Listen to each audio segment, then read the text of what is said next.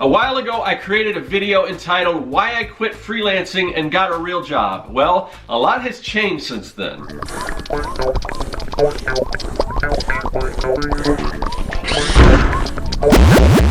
Greetings, people of the internet. I'm Scott with Serkworks Art Labs. Welcome, mad creators, to the underground laboratory where we create robots, alien zombies, and other imminent threats to humanity. And I've been doing it for a while on this YouTube channel, so long in fact that I've got some older videos that still get some views and things and some comments.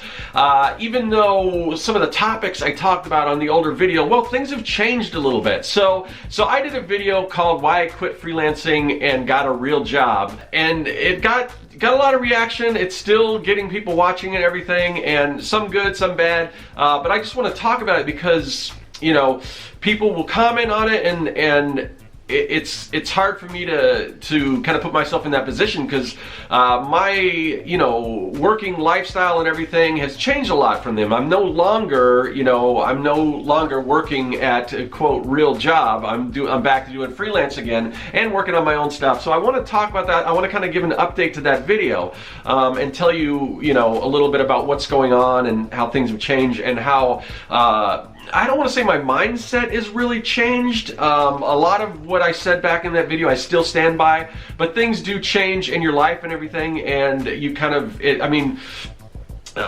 working and especially as an artist, I mean, it's kind of this perpetual thing that's constantly changing and evolving and everything, and you just kind of have to go with it as technology changes, as how the industry changes, all that kind of thing. So it's always changing. So some of the things that I mentioned in there, they don't really apply, but a lot of what I said back then I still stand by, and I'll get into all that. And I will also leave a link to that video if you're curious. You can go check that out. But first, what I wanted to address is something, just the title of that video where I said why I decided to quit freelancing and get, like, in quote real job. And I got a fair amount of comments from people that weren't really happy with the phrasing of that, because they were like, I'm an artist, I freelance, and it is a real job. And I understand that, and that is not my stance, and the reason why I put that in. But I guess the best way I can kind of illustrate what I meant by this is, so there's an old song, a pretty popular song from the 80s by Dire Straits called "Money for Nothing." It was really popular on MTV, partially, and some of this has to do a little bit with art, because I think that video was one of the first videos where they actually used like 3D animation, very rudimentary, but at the time it was like revolutionary, so it got a lot of play. Plus they mentioned MTV in the song, so it was huge on MTV, and it was a pretty big hit, probably maybe their biggest hit, I don't know. But anyway, so the reason why I'm bringing this up is because I want to talk about the origin of that particular song. So basically what it is was, how it started, from my understanding, from what I've heard, is the frontman of Dire Straits, Mark Knopfler, he was at his home. I don't know if it was a new home or he's remodeling or whatever, but he had some people coming in and doing some work on the house and bringing in, like, you know, kitchen equipment and things like that. And I guess he was in his, you know, studio or whatever, writing or whatever, and he just kind of overheard some of the workers, and they were talking about that, you know, walking in and looking at this mansion that this rock star lives in, and like, oh well, it must be nice to live this style and everything, and this guy, he's not really working and everything, you know. If you've heard the song, you know what I mean, money for nothing, chicks for free, all that stuff. But he's kind of overhearing this and everything, and they're talking about, yeah, we gotta haul in these, you know, microwave ovens and refrigerators and all this stuff, and this guy's living this lifestyle. And the reason why I'm bringing this up is because in the early version of that song, there was a slur in one of the verses, and it's since kind of been removed. I'm sure you can find it if you want to hear the original version. But and I want to get into whether it was right that they removed this or not. But the one thing I do want to mention is that it wasn't. I think there was some misunderstanding. With some people thought that it was that phrasing was coming from the singer, but it wasn't his point of view. He was reacting, or he was writing down in the perspective of the people that were coming in and doing the work, and what they thought of him, or just rock stars in particular. And that's where that kind of phrasing came from. Why I'm bringing this up is because I don't believe that freelancing as an artist is not a real job. I mean, my career as an artist has kind of done a lot of different things. I've worked full-time freelance, I've worked part-time freelance, and while I'm working part-time jobs as an artist or whatever, I've had other jobs, you know, construction in my early days, starting out and everything. And then I've worked some stints where it was all, you know, I worked a full-time art job or whatever. But I've had all these different areas. But a lot of the bulk of my career has been doing freelance illustration. And like I said, I'm kind of back to that. So in no way do I mean am I saying that freelancing is not a real job. But sometimes when you do videos, you want things that are going to grab people's attention, and that's a phrase that certainly does, and it got some people riled up. So I was hoping that you could tell from the video and just from, you know, the way I was talking, you know, that's not my opinion. But there were people like with the Dire Straits song that didn't really understand that wasn't the singer's opinion either. So I just want to come out and kind of let you know about that. But I thought it would be a good idea to kind of revisit that old video and explain why I'm back to freelancing instead of a quote real job. And while I do that, I am going to do some zombie sketch cards. So why did I leave my day job? Well, the short answer was that I was let go. Basically, you know, the company folded, you know, and if you've been in a situation like this, you know layoffs usually come in waves. I was probably in the beginning of that wave, but it was after that, it wasn't even like a couple months before everyone was gone and that company had folded. And this has sort of been a constant in my life with art jobs that I've worked. I think I've only quit one art job, and that was because, and it was like after 3 months, and it was just horrible. It was like the nightmare job. But you know, in all of my career and all these other, you know, creative jobs that I've had, I've never made it past 3 years until eventually I was laid off. So partially the reason why I went back to freelancing because I was laid off, but there's more to it, because I could have started looking for other full-time opportunities and continue kind of doing what I was doing, which was working full-time and doing my own personal projects on the side. That's kind of why I decided to take on that full-time job, was to give me, I know it sounds weird, but I've explained it in the other video, but that would afford me time to work on my own personal project. Because what it was I was spending the bulk of, when I was freelancing, about half the time I was also, you know, doing all the other stuff other than the art, like promoting, just trying to get my name out to try to drum up new work and everything. And what I realized was that if I didn't have to do that, I could just go into a job, you know, do my work, and then come home, and all that extra time I could just spend working on my own stuff. And it worked pretty well for a little while.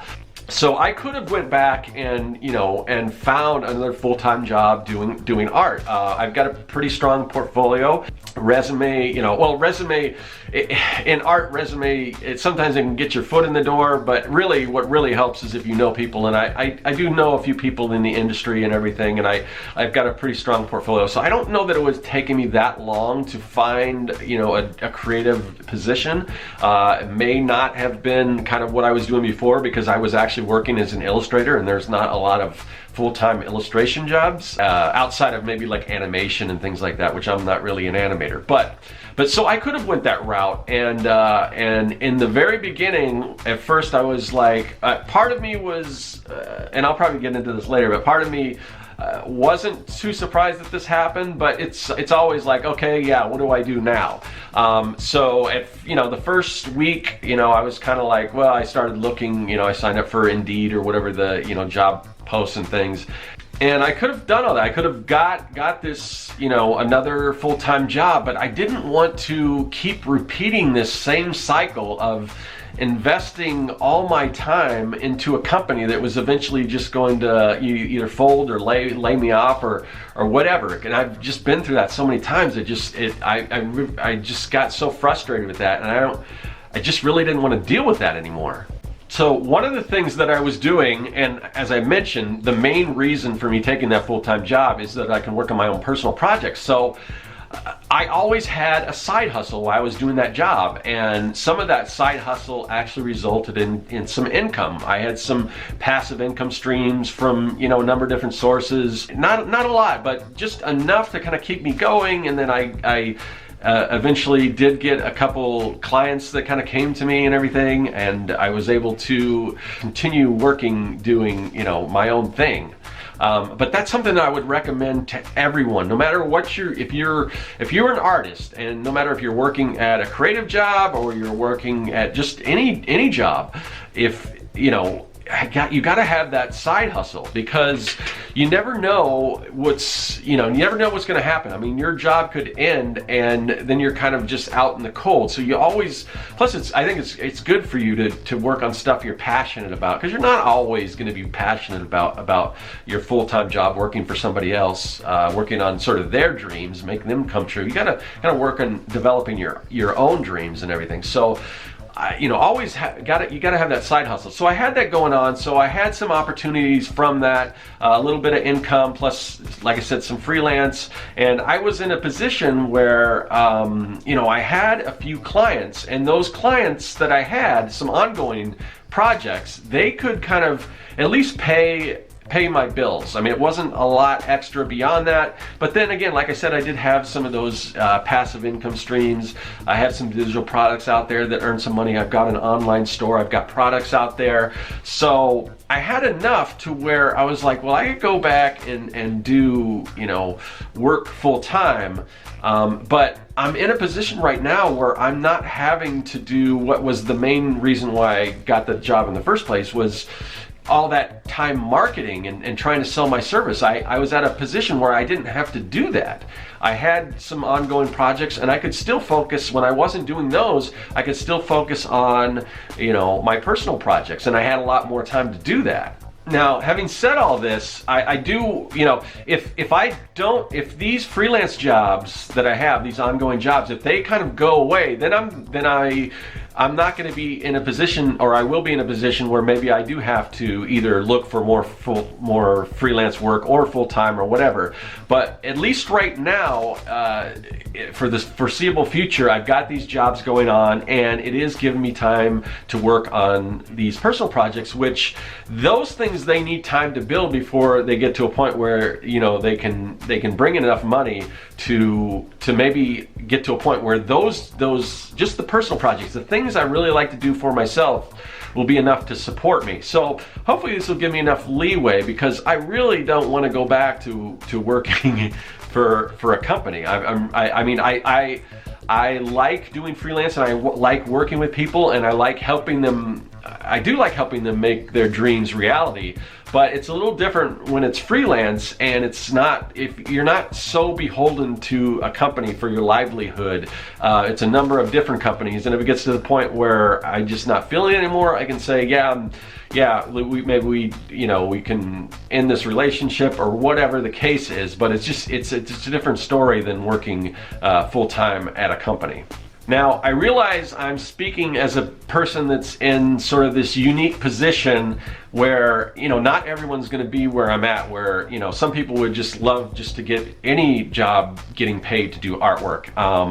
And, you know, I've sort of established this career where I've been able to continue doing that, and I've made my living doing some sort of, you know, creative, whereas illustration, graphic design, or whatever, for the past, you know, 20 years or so. But the reason why I didn't have to immediately go and look for full-time work is because I had been concentrating on doing the side hustle. And you're gonna have to do that to get to a point where hopefully maybe you will get to a position where you can, you know, if you're not happy with, you know, whatever job you have, maybe, you know, or if you do find yourself in the situation where you do get laid off, at least maybe you have some other money coming in, or people, or at least you're at a position where you can maybe make a go at being an artist professionally, because it's really hard to just start right out the bat without having any, you know, anything prior, you know, kind of in place, as far as, you know, little jobs here doing this or that or whatever as an artist. If you just get laid off and you're like, okay, I'm going to try to be an artist, and you haven't sort of set that groundwork. You got to set that groundwork. You always have to work on the assumption that, you know, and this is kind of the way I think, is that when I was working these full-time jobs, because I've been through these situations so many times where I did get laid off and everything, there wasn't really a day that went by where when I went to the office, I didn't think that somebody could call me in and that could be my last day. That was just always in the back of my mind. So, you know, and the first 2 times or whatever that happened, I was like devastated. I'm like, oh man, what am I gonna do? I don't know, you know, I lost my job and all this. But now, you know, having it happen so many times and knowing, well, you move on and you get over it, and sometimes, usually things will eventually get better than even they were, and it's usually for the best. It's hard to think of that when that actually happens.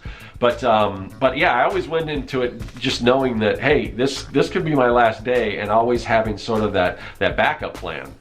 Because, you know, the world has changed. Gone are the days of working for a company for 25, 30 years, getting that gold watch and the pension and everything, and retiring. You know, people just don't stay at jobs that long anymore. They're just, things change, and just, like I said, everything is constantly evolving, and people just do not keep people on staff, which is why it's always odd, because anytime you are like applying for a job or whatever, they'll give you these list of questions that they may ask, and one of those is, where do you see yourself in 5 years? And if I had to answer that, I don't think I've ever, not sure if I've ever, maybe I have been asked that before, but if I had to honestly answer that, I'd say, well, I'd probably be at a different company, because this company will probably fold, or it will get bought out by another company, or sold to some other company, or merge with another company, and they'll decide that they want to change everything around it. That happens all the time with companies. So even if you're at a smaller company, like I've worked for a lot of startups, and you know, not all startups make it, and most of the ones I've worked at eventually folded. But even if you're at an established company, like a big company, there's nothing to say that they can't sell to another company or get bought out. And anytime, in my experience, anytime companies get bought out by other companies, if it's bad. It's bad for whoever was working at that company. I've never heard of a situation where, oh man, we got bought out by this company and now things are great. I've never heard that. If you have, maybe let me know. But yeah, so there's just no sense of job security anymore. And you know, and maybe I'm bitter, or maybe I'm a realist, but you know, in my opinion, if I ever had to go back to another job, and this is kind of, you know, like a full-time job where I'm an employee, you know, my thing is just, I would go in there, I would do the best job I could, you know, based on my skill, but I